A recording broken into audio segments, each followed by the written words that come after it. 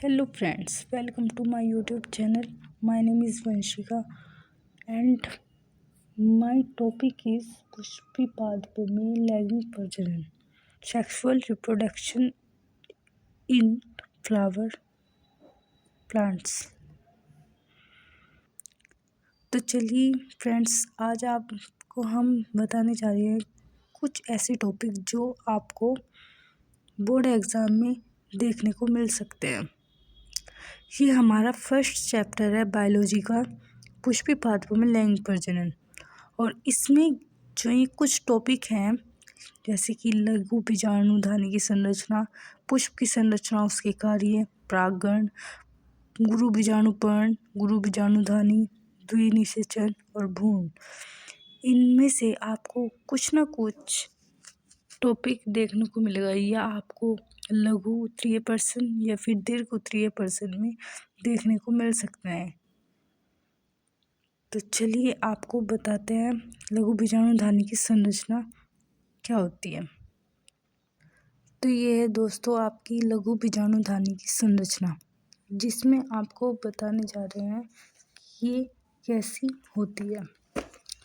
तो इसे हम एक अनुप्रस्थ काट में गोलाई के रूप में देख सकते हैं। इसमें 4 प्रकार की स्त्री होती है, मतलब लेयर होती हैं। इसमें फर्स्ट जो लेयर होती है वो होती है बाह्य त्वचा, जो एपिडर्मिस बोलते हैं, और दूसरी जो लेयर मिलती है उसका नाम होता है अंतस्थिशिया, मतलब एंडोडर्मिक। ये एक ही स्तर मिलती है। और जो हमारी तीसरी स्तर होती है उसको बोलते हैं मिडिल लेयर, मतलब मध्य स्तर, जिसमें 1 से 3 प्रकार की स्त्री मिल सकती है।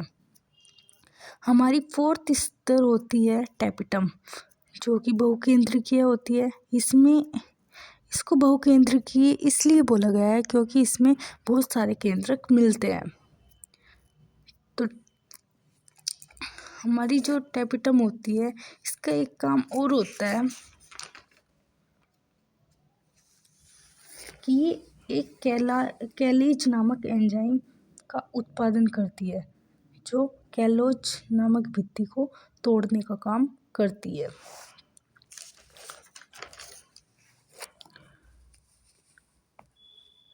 जिससे परागकोश का एक बीजाणु जन ऊतक स्पोरिजन टिश्यूज का निर्माण हो सके, इसलिए हम टैपिटम का यूज़ करते हैं।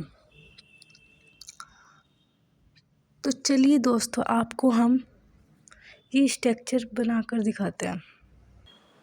ये देखो, ये एक गोलाई के रूप में होती है। अनुप्रस्थ काट में देखा जाए तो इसकी जो सबसे ऊपर वाली लेयर होती है, ये वाली, इसको हम बोलते हैं एपिडर्मिस, जिसको हम हिंदी में बोलते हैं बाह्य त्वचा। इसका काम होता है जो अंदर की जो लेयर होती है उनको प्रोटेक्ट प्रदान करना।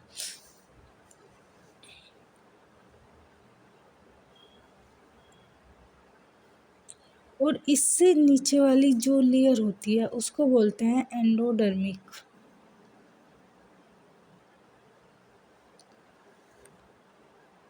इसका काम होता है प्रोटेक्ट करना, जो अंदर तक की लेयर होती है उनको प्रोटेक्ट करके रखना।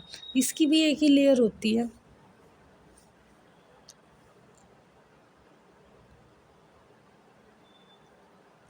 इससे जो नीचे वाली लेयर होती है, ये 2 से 3 लेयर होती है, जिनको हम मिडिल लेयर, हिंदी में बाह्य स्तर बोलते हैं।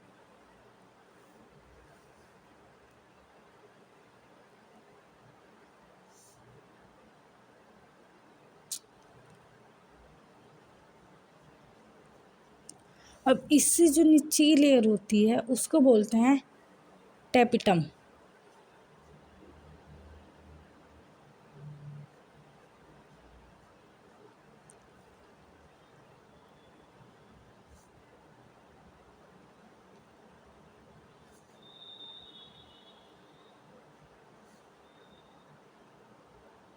ये हम मेरे से ऐसे ही बन रहा है, लेकिन वैसे देखोगे आप तो बहुत ज़्यादा सही नहीं बन रहा है। तो मुझको सॉरी इस चीज़ के लिए कि ये ऐसे बना। तो फ्रेंड्स, इसका जो काम होता है, एक तो ये बहुकेंद्रीय होता है,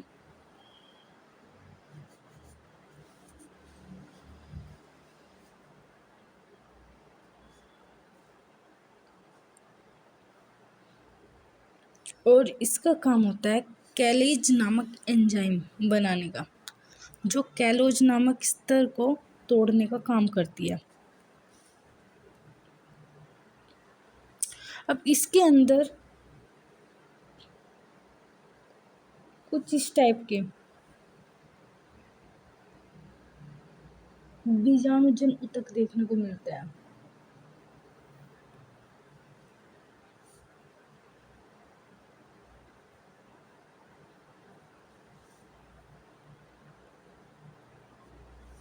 टिश्यूज।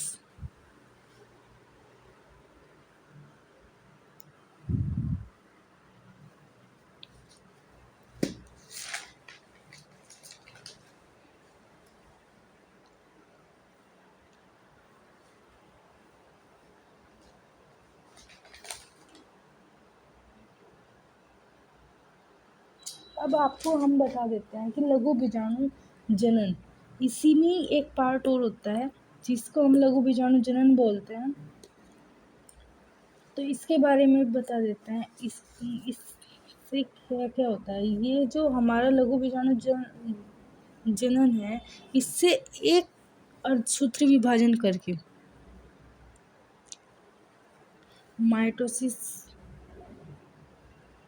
करके इसमें 4 प्रकार की स्तरें बनती हैं।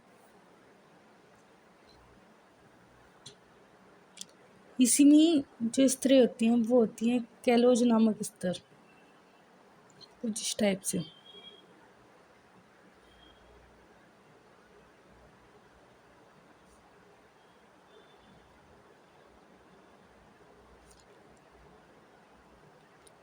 अब इन्हीं स्तरों को तोड़ने का काम कौन करता है? टेप्टन से जो पदार्थ निकलता है जिसको हमने कैलेज नामक एंजाइम बताया,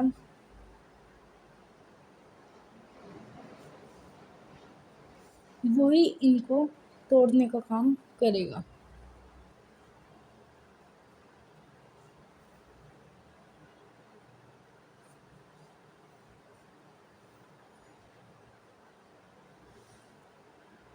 और जो ये 4 प्रकार के बीजाणु बने हैं, ये जब अपनी अवस्था में आ जाएंगे तो ये इसके ऊपर से ये कैलोज नामक स्तर तो टूट कर निकल जाएगी और ये अपनी स्वतंत्र रूप में आ जाएंगे, जिससे ये बाद में आकर के गुरु प्राकरण का निर्माण कर लेंगे।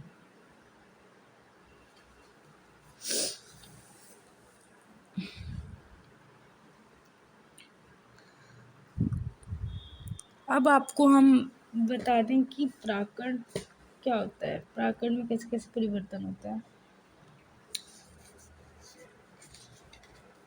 लघु बीजाणु का प्राकरण में परिवर्तन।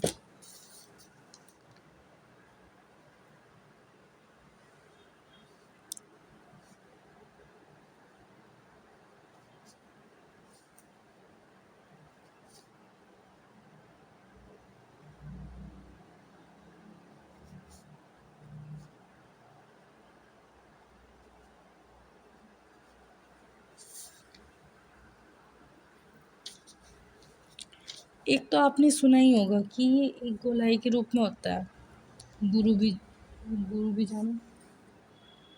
जो इसका व्यास होता है वो 25 से 50 माइक्रोमीटर होता है। इसमें 2 प्रकार की परत मिलती है। पहली बाह्य चोल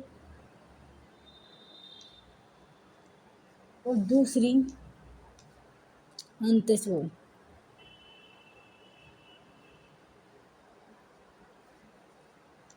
जो हमारी बाह्य चोल होती है वो स्पोरोपोलिनिन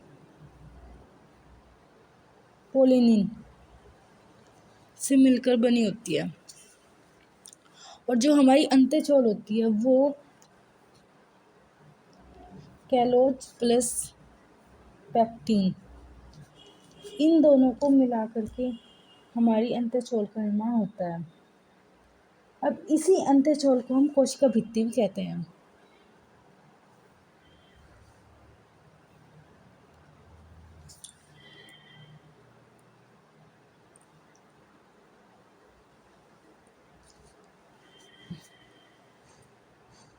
अब यही दो प्रकार के केंद्रकों का निर्माण करेंगे।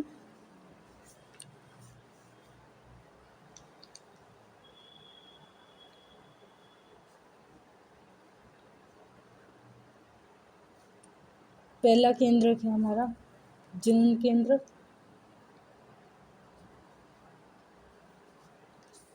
और दूसरा हमारा केंद्रक है कायी केंद्रक।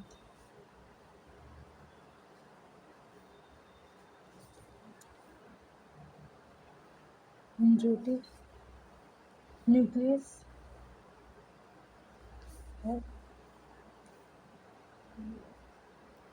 Vegetative nucleus.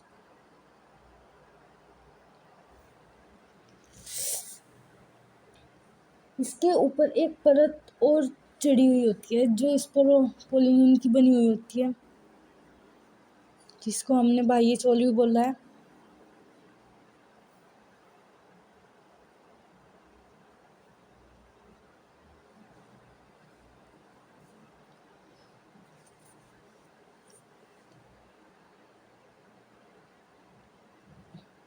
इस परत को हम बाह्य चोल भी कहते हैं, ये आपको हमने बता दिया है।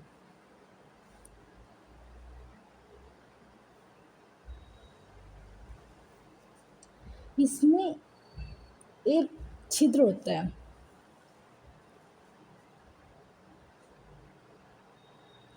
जिसको हम जनन छिद्र बोलते हैं।